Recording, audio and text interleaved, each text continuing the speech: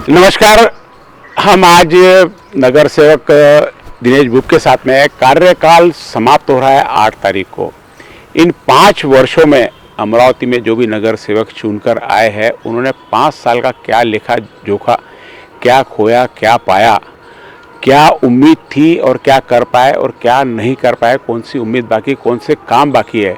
हम आज दिनेश बुब के साथ में जो एक वार्ड तक सीमित न होकर जिनका पूरा विजन पूरे अमरावती का है। कुछ नगर सेवक ऐसे हैं जो पूरे अमरावती के बारे में सोचते हैं और कुछ नगर सेवक अपने वार्ड के बारे में सोचते हैं। दिनेश बुब उनमें से जिनका विजन पूरी अमरावती के लिए।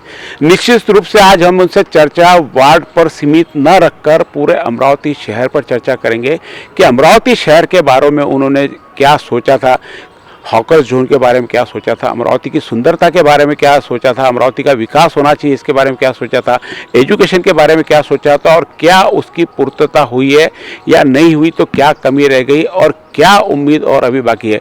आइए मिलते हैं दिनेश बुब से जो 2002 से लगातार आज 20 साल हो गए जिनको लगातार कारपोरेशन की में जनता की सेवा करते करते। दिनेश बाबू नमस्कार। 8 तारीख को आप लोगों का टर्म ख़त्म हो रहा और पहली बार ऐसा होगा कि टर्म ख़त्म होने के बाद भी नगर सेवक नहीं रहेंगे और सारा काम प्रशासनिक व्यवस्था में चल जाएगा। तो ऐसे में जो आपने पिछले 5 सालों में योजनाएं रखी और जो योजनाएं हो सकता अभी ज़रूर प्रशासकीय व्यवस्था में जाके पूरी हो, जो आपकी कल्पना थी अमरावती शहर के बारे में, वार्ड के तक आपको सीमित नहीं रखूंगा, अमरावती शहर के बारे में जो कल्पना थी आप कहां तक उसे पूरा कर पाए? आपने ये बात अच्छी बोला कि शहर का पूरा विजन ख्याल में रखते हुए मेरी कार्य पद्धति उसी प्रकार की है। अमरावती शहर के विकास के संदर्भ में एक कारपोरेटर, एक नगर सेवक की हैसियत से कुछ चीज़ों पर काम शुरू है और वो एक तत्वता उसको मान्यता भी प्राप्त हो चुकी है। उदाहरण दाखल बोला जाए तो जिसको पूर्णत्व की ओर जाने वाला एक प्रोजेक्ट बोले तो शिवगढ़ बोल तो आज जो शिव टेकड़ी के नाम से पहचाने जाता है, शिवगढ़ का विकास, वो विकास के लिए शासन स्तर पर से 3 करोड़ रुपए शिव सृष्टि के लिए मंजूरात ली गई है। उसमें मेरे मित्र तुषार बाबू भारती है, इनका भी काफ़ी बड़ा योगदान है उसमें का जो अप्राप्त निधि है वो लाने की कोशिश जारी है।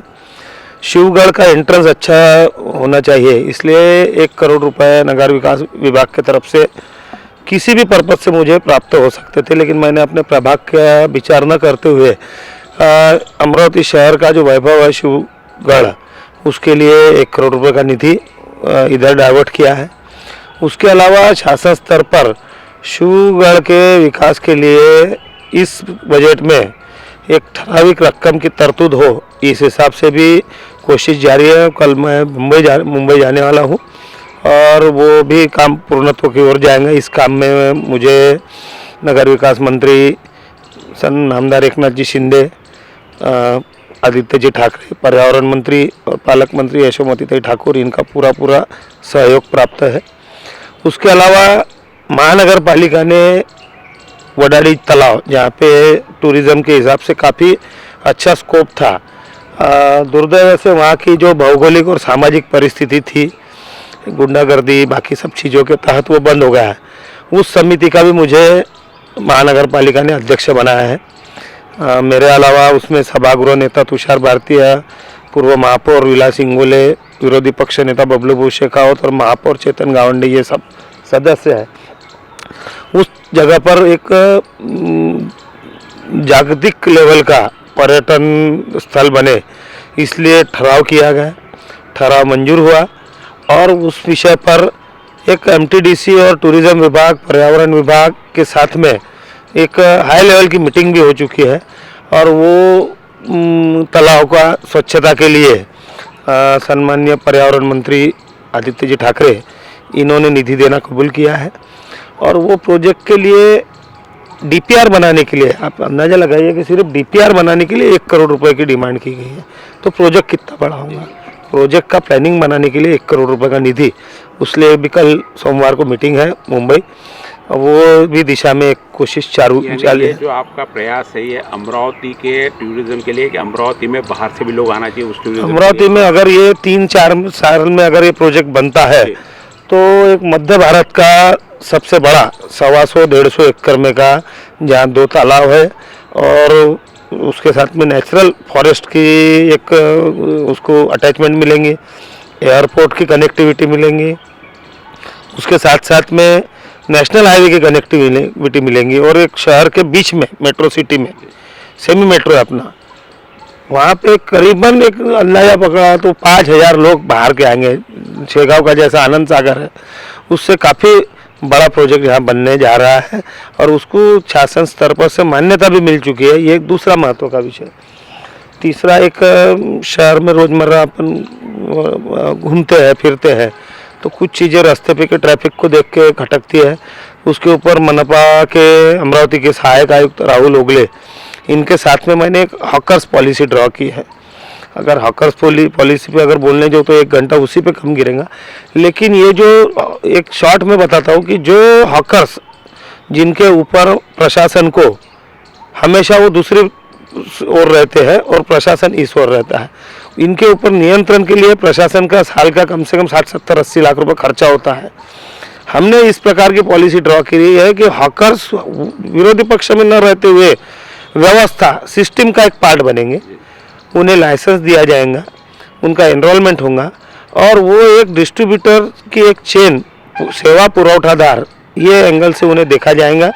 और आज जो हॉकर्स के ऊपर 60-70-80 लाख रुपए खर्चा हो रहा है तो ये हॉकर सिस्टम को कमा के देंगे। तो अमरावती कॉरपोरेशन में अगर हमने जो ये नगर विकास विभाग को दिया हुआ है प्रपोजल, वो हिसाब से अगर काम होता है तो अमरावती में इतना पोटेंशियल कि हॉकर्स लोग महानगर पालिका को 15 करोड़ रुपए साल के कमा के देंगे। हॉकर्स को एक इज्जतदार व्यापारी उसको ऐसा झलकारने का नहीं, वो सेवा पुरवठादार है। जोमेटो वगैरह जिस टाइप में करते हैं ऐसे छोटे लेवल में घर पहुंच डिलीवरी और उनके लाइफ में स्टेबिलिटी आएंगी। आज उसको बोलने को कोई धंधा को बोले तो कोई हॉकर्स है जो डेंसिटी नहीं मिलेंगी, जिसको इज्जत नहीं मिलेंगी, वो अगर लाइसेंस ही बन गया और उसको सही सिस्टम से अगर चलाए तो आज किसानों को इसके माध्यम से फायदा हो सकेगा। महानगर पालिका जो इस सिस्टम को पूरा लेके चलेंगी, महानगर पालिका के हाथ के नीचे अमरावती शहर में 5,000 सेवा पुरवठादार सर्विस प्रोवाइडर की एक चेन हाथ में रहेगी। कल चल के 5,000 हॉकर्स की आपकी चेन बन जाएंगी उसकी। तो वो हिसाब से मेरी कोशिश जारी है। महानगर पालिका में एक प्रस्ताव भी पारित किया है 23 नए हॉकर जोन के साथ साथ में कहाँ 9 हॉकर जोन होने को होना, इसका भी प्रस्ताव पारित किया गया है। कहाँ नहीं होने को होना, तो जहाँ एम्बुलेंस का आवागमन बड़े पैमाने पर है, जहाँ फायर ब्रिगेड की गाड़ियाँ आने जाने का सबसे बड़ा ये मार्ग है, तो फायर स्टेशन के 1 किलोमीटर के पेरीफेरी में no hawker zone, no parking zone और नो एनक्रोचमेंट जोन, इसका भी प्रस्ताव पारित हो चुका है। पुलिस आयुक्त की सभा में भी वो पारित हो चुका है। अब इससे जो बाधित हॉकर्स होंगे उनके लिए क्या, तो ये 23 हॉकर जोन उनके लिए तैयार है। अब उनके ऊपर भी बहुत से लोग छूट जाएंगे, उनका क्या उपाय योजना करते उसके ऊपर इलाज है कि दिनेश बुब ने जो हॉकर्स पॉलिसी ड्रॉ की है, राहुल ओगले ने जो हॉकर्स पॉलिसी ड्रॉ की है, उसके ऊपर महानगर पालिका ने अमल करना, ये हॉकर्स का विषय है। तीसरा विषय एक एम्बुलेंस के विषय में ये चालू है। मेरी तो खुद की मंडल की एम्बुलेंसेस वगैरह है, लेकिन आम आदमी को वो एम्बुलेंस का लाभ मिलना चाहिए।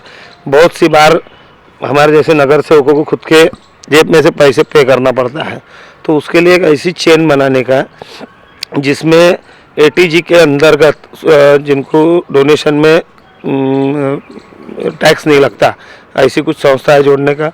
हमारे जैसे नगर सेवक जिला महानगर पालिका से जोड़ेंगे, महानगर पालिका और गवर्नमेंट से जोड़ेंगे इसको अटैच करने का और PPP बेसिस पे इसको चलाने का, वो भी एक सुंदर योजना है। इसके लिए एक विस्तृत अपन इंटरव्यू जब लेंगे, पब्लिक प्राइवेट पार्टनरशिप, उसमें जो पैसे देगा उससे रिजनेबल पैसे स्वीकारे जाएंगे। जिसके पास पैसे ही नहीं है उसके लिए डोनर्स तैयार रहेंगे। अच्छा, यानी देने वाला भी नहीं देने वाला वो सर्वाइव वो सर्वाइव भी देना है तो वो डोनर है वो जो दे इमरजेंसी सकता है सेवा के लिए उसने देना चाहिए। इमरजेंसी का जो पीरियड रहता जी। वो पीरियड में वो मेरे जेब में पैसे नहीं, इसलिए वो उपचार से या वो सुविधा से वंचित नहीं रहना चाहिए। ऐसे प्रकार की वो योजना है, उसके ऊपर भी काम शुरू है।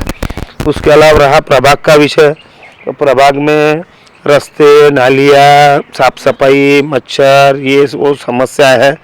तो उसके लिए मैं और मेरे सहकारी 24/7 24 घंटे और 7 दिन ये हमारी यंत्रणा तैयार रहती है। उंगलियों पे गिनने लायक एक हाथ दो विषय अगर छोड़े होंगे तो 99.99% लोगों की सुनवाई हुई, उनके कामों पर अमल किया गया है। और सबसे महत्व की बात कि जो दुर्लभ और रेयरेस्ट काम है वो जिसका उसको जॉब सेटिस्फेक्शन बोले जाएगा, कार्य का समाधान, वो होने लायक 2-3 चीज़ें ऐसी है कि एक 25 साल पुरानी समस्या थी विद्या कॉलोनी की, वहाँ के ओपन स्पेस का सब्जेक्ट था, एक हेड़ा कॉलोनी के ओपन स्पेस का सब्जेक्ट था, और एक हमारी जोशी कॉलोनी श्री गणेशा गृह निर्माण सोसाइटी। ये तीनों की तीनों ओपन स्पेस विविध संस्थाओं के ताबे में थी, जो कि उनका हक नहीं था। ओपन स्पेस का बुनियादी हक रहता है कि वहाँ के लेआउट में जो प्लॉट धारक है उनके कॉमन यूटिलिटी की वो जगह रहती है। किसी न किसी माध्यम से वो जगह अलग अलग संस्थाओं के ताबे में थी, तो वो संस्थाओं से बातचीत करके कहीं कहीं पे सुप्रीम कोर्ट तक का विषय गया था, वो सुप्रीम कोर्ट से हारी हुई जगह, कहीं कहीं पे डॉक्यूमेंटेशन का बहुत बड़ा प्रॉब्लम था, कहीं कोर्ट कचहरी का मामला था। इसमें पूरे प्रयत्न करके वो तीनों ओपन स्पेस स्थानिक नागरिकों के हवाले किया है। ये जॉब सेटिस्फेक्शन इसको बोले जाएंगे। दूसरा, टोपेनगर विभाग में गजानन महाराज का मंदिर था, वो डिमोलिश कर दिया था। कुछ उस वक्त के कारण है, किसी पे दोषारोप करके कोई मतलब नहीं, लेकिन अभी वहाँ पे गजानन महाराज के नाम का ही एक 400 फुट का सुसज्ज ध्यान केंद्र और मंदिर का स्वरूप वहाँ बन जाएगा। अमरावती शहर के एक मध्य भाग में काफ़ी अच्छा धार्मिक आध्यात्मिक केंद्र बनने जा रहा है, वो एक है। और अगर किसी कार्य का अपने को अभिमान होने को ना ऐसा कुछ काम होगा तो लोक सहभाग से हमने ये जो वास्तव में अपन बैठे हैं शिव टेकड़ी, तो ये लोक सहभाग से हमने इसका काया पलट किया है।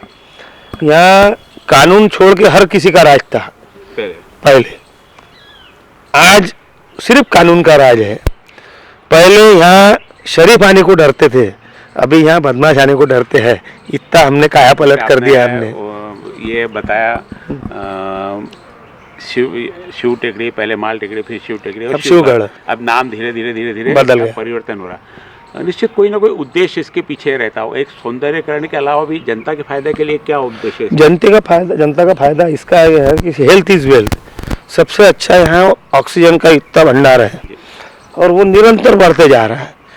हर साल एवरेजली कम से कम 1000 से 1200 झाड़ लगाए जा रहे हैं और इसका स्वरूप बदलते जा रहा है। ग्रीनरी और पेड़ पौधों के माध्यम से इसका सुशोभीकरण किया जा रहा है, डिसिप्लिन लाई जा रही है। नए नए पर्यटन के हिसाब से लोगों को आनंद मिले, धर्माभिमान मिले, इस दृष्टि से प्रयत्न किया जा रहा है। सुरक्षा के दृष्टिकोण से तो इससे बड़ा क्या मेट होने, रात को 9 साढ़े 9 बजे भी कोई अकेली लड़की आ सकती है। इससे बड़ी सुरक्षा की गारंटी कुछ दूसरी हो नहीं सकती है।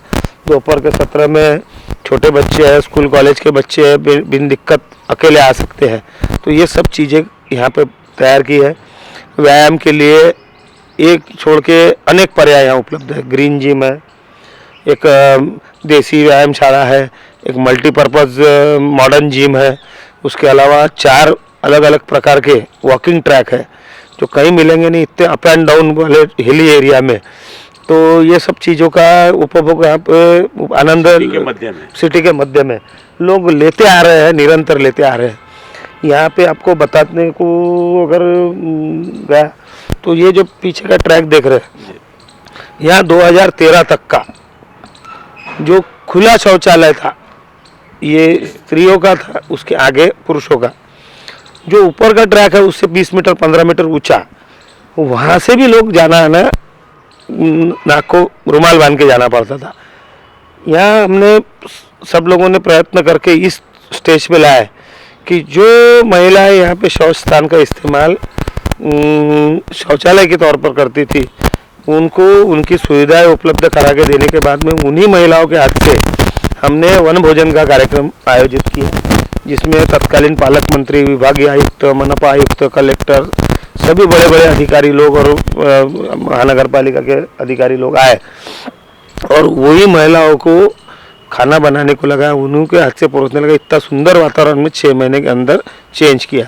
तो ये विषय ऐसा है कि उनको भी स्वच्छता का महत्व पटा के बताया, उनको भी ये चीज़ का एहसास हुआ कि नहीं हम लोग गलत कर रहे थे, लेकिन उनकी मजबूरी थी, उनकी मजबूरी समझकर उनको न्याय दिलाकर हमारी वास्तु कैसा सुंदर करना, वहाँ कैसा डिसिप्लिन लाना, ये दृष्टिकोण से सब लोगों ने कोशिश की और वो सक्सेस हुई। ये सबसे बड़ा विषय है। जैसे कि आपने बताया कि ये सारे काम आप अपक्ष करके अभी महानगर पालिका में हो, कई लोग यानी सत्ता में नहीं है, सत्ता से बाहर है, तो एक दूसरे पर दोषारोप करते कि मेरे इसके कारण है। आपने कहीं भी इतनी देर में कहीं किसी का दोषारोपण की नहीं किया। आपने बताया कि तुषार भारती आपके दोस्त है, बबलू शेखावत भी है, वो जो कांग्रेस के दोस्त है, बीजेपी के भी दोस्त है, सारे। क्या पार्टी का कोई कार्यकर्ता रहा, पार्टी का नगर सेवक रहा, इन सब आप अपक्ष हो इसलिए आपके सारे मित्र हैं, क्या पार्टी का रहा उसके लिए मुश्किल नहीं जाती है? तुम्हारे पास में अगर लोगों के लिए खुद का स्वार्थ न रखते हुए कोई योजनाएं है, तो अमरावती का तो कल्चर ऐसा है कि किसी के भी पास में जाओ, अच्छे कामों के लिए कोई लोक प्रतिनिधि अपवादात्मक 1-2 लोग छोड़ दिए तो कोई मना नहीं करता। मैं सुनील भाऊ के पास में भी कभी भी गया, संजीव खोड़के के पास में कभी भी गया, यशोमती ताई के पास में कभी गया, किसी ने अच्छे कामों के लिए मना नहीं किया। पार्टी की विचारधारा आपके काम में कहीं आड़े नहीं, नहीं आड़े आती है, लेकिन वो अपने अपने कार्य पद्धति के ऊपर डिपेंड रहता।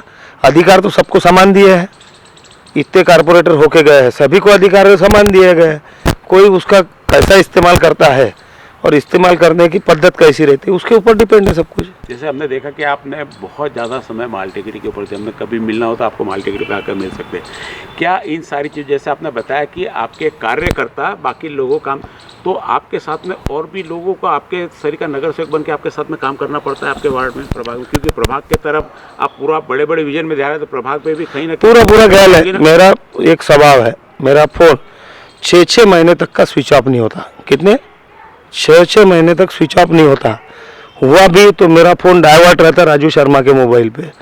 राजू शर्मा का स्विच ऑफ रहा तो हमारे शरद महल गुजर गए, उनके फ़ोन पे इसके ऊपर आर्टिकल आया हुआ है। लोगों की समस्या हमारे तक का जब आती है तो वो निराश नहीं होने को ना, ये ब्रीद वाक्य के तहत चलते हैं। हमारी दिनेश बुब रक्तदान समिति है, वो वर्ल्ड वाइड काम करती है। व्हाट्सएप के ग्रुप है, उसके ऊपर इंटरव्यू देने जाओ तो 1 घंटा इसके ऊपर लगेगा। दूसरा आरोग्य वाहिनी है हमारी, तो आज तक का 30 सालों में मेरे या मेरे टीम के माध्यम से जो भी पेशेंट आया है, एक भी पेशेंट निराश होकर वापस नहीं गया है। ये मैं मेरा सौभाग्य समझता हूँ कि ईश्वर ने इतनी शक्ति प्रदान की है। कितना भी क्रिटिकल पेशेंट रहो, लेकिन मेरे से या मेरे टीम के द्वारा एक स्टेप आगे गया हुआ है। उसके अलावा एम्बुलेंस सर्विसेज है, हमारा अन्न छत्र चलता है, इरविन दवाखानों के पेशेंट के लिए गणेश उत्सव मंडल के माध्यम से विविध काम चलते हैं। तो ये जो काम है ये ही हमारे को अपक्ष चुन के आने के लिए लोगों की तरफ से सहायक होता है कि काम देख के लोग वोट करते हैं। जिस ढंग से आप पूरा अपना पूरी लाइफ स्टाइल पूरा बता रहे, इसमें परिवार कहीं नजर नहीं आ रहा। परिवार के तरफ परिवार के सपोर्ट के अपेक्षाएं होंगी, हमारा पूरा परिवार ये काम के लिए तैयार रहता है। हेल्पलाइन में बहुत से विषय आते हैं, हनुमानपुर व्यायाम प्रसारक मंडल के, आपको तो मालूम ही होगा हेल्पलाइन के बारे में। तो उसमें कई लड़कियों के, महिलाओं के क्रिटिकल प्रॉब्लम रहते हैं जो हम लोग शेयर नहीं कर सकते, उनको काउंसलिंग की गरज है। तो इसमें हमारे परिवार की महिला सदस्य उन्हें काउंसलिंग करती है। परिवार को भी आपने साथ में अपने परिवार ने मुझे मेरे सामाजिक कार्य में, अपने सामाजिक कार्य में साथ लिया। मेरे पिताजी डॉक्टर गणेश बुब एक बहुत सामाजिक दृष्टिकोण वाले डॉक्टर थे। 2019 में उनका देहांत हुआ, लेकिन पूरे परिवार में हमारे भैया डॉक्टर राजेश बुब, भतीजा तन्मय बुब, भाभी डॉक्टर ज्योति बुब, छोटा भाई एडवोकेट रितेश बुब, सभी सामाजिक कार्य में पहला प्राधान्य सामाजिक कार्य को देते हैं, बाद में खुद का व्यक्तिगत कार्य। जैसे मित्र परिवार भी आपका बहुत बड़ा, सारे मित्र परिवार ऐसे है जितनी आप नगर सेवक के रूप में काम क्या उनकी भी उतनी जिम्मेदारी बन जाती है पीछे? मेरे से ज़्यादा वो जिम्मेदारी लेते हैं। मेरा मित्र परिवार जो है तो कोई खुद का मतलब का नहीं, हमारे पूरा का पूरी कंपनी और टीम इस सामाजिक दृष्टिकोण वाली है और अलग अलग सेक्टर संभालते हैं। 80% 90% प्रॉब्लम वही देखते हैं, 10% मेरे तक का आए तो आए। इतना अच्छा नेटवर्क और टीम पूरे जिला ही नहीं तो आजू बाजू के 8-10 जिलों में हमारा नेटवर्क तैयार है। हम अभी कई लोगों से मिले हैं, कई हर बार कुछ न कुछ नए नए नगर सेवक नए चेहरे आते हैं। कई लोगों ने कहा कि हमको दिनेश भूप जैसा बनना है। जिनको दिनेश भूप जैसा बनना है उन लोगों को आप क्या संदेश देना चाहेंगे कि क्या खोना पड़ता है दिनेश भूप बनने के लिए? नहीं, दिनेश भूप जैसा बनने की इसलिए कोशिश मत करो कि अंदर से कहाँ मैं दुखी हुई है मेरे को ही मालूम है। ये सिर्फ दिखावटी हंसी है। मेरे जैसा मत बनो। हाँ, लेकिन इतना प्रैक्टिकली ख्याल रखो कि सामाजिक क्षेत्र में काम करते हो तो राजकीय महत्वाकांक्षा मत रखो। राजकीय महत्वाकांक्षा रखते हो, राजकीय पदों पर जाते हो तो सामाजिक जवाबदारी को मत भूलो, ये मैं बोलना चाहूँगा। और मैं विलास भाऊ इंगोले, बबलू भाऊ शेखावत, तुषार भाऊ, मेरे सहयोगी सभी हम उम्र है बोलो या 1-2 साल आगे पीछे है। एक चीज़ सब में कॉमन है कि लोगों की समस्या के लिए ये सब लोग अपना दिन का चैन, रात का सुकून सब गंवा देते हैं, तभी लोगों के इस पे बार बार चुन के आते हैं। तो एक कठोर मेहनत को दूसरा कोई पर्याय है नहीं, कठोर मेहनत करना ही पड़ेगा अगर राजकीय सामाजिक क्षेत्र में अगर रहना है तो। बहुत लोगों को बहुत आसान लगता है नगर सेवक के लिए खड़े रहना, क्या उनको भी संदेश दे? क्योंकि कई लोग निराश भी ना हो, अपनी ये भी नहीं हो, उसके लिए कोई संदेश? निराशा का विषय नहीं है। एक जनता अपने आप में सब चीज़ों का अध्ययन करती है और वो वोटिंग के रूप में उसका रिजल्ट देती है जनता से अलग। लेकिन जो लोगों के दिमाग में नशा डालता है कि भाई नहीं अभी अपने पास में ये 5-25 लाख रुपए आ गया, अपने को ये इलेक्शन लड़ना है, तो ये नहीं करना चाहिए। सामाजिक कार्य में अपना आकलन करो, घर परिवार की जिम्मेदारी संभालो और उसके बाद में बचा तो फिर ये राजकीय क्षेत्र का भी कैरियर नहीं बन सकता। मेरा तो नहीं बना, पॉलिटिक्स ये कैरियर नहीं हो सकता। एक सामाजिक एक जज्बा है तो एक उसका जरिया बन सकता है, लेकिन कारपोरेटरशिप तो डेफिनेटली कैरियर नहीं बन सकता। आज हम थे दिनेश भूप के साथ में, जिन्होंने बहुत स्पष्ट रूप से अपने स्वीकार किया कि राजनीति यह कैरियर नहीं है। जिसने कैरियर रोजगार के रूप में राजनीति चुना, निश्चित रूप से एक टर्म से ज़्यादा उसको वापस लोगों ने चुनकर नहीं दिया। आज 4 टर्म से लगातार चुनकर आ रहे हैं और 5वें टर्म में प्रवेश करने जा रहे हैं। जो काम अभी शिव टेकड़ी पर दिनेश भाऊ ने बताया, हम खुद भी वहाँ पर जाकर यह देखना चाहेंगे कि जो जो दिनेश भाऊ ने बताया कि शिवगढ़ का किस तरफ से विकास हुआ।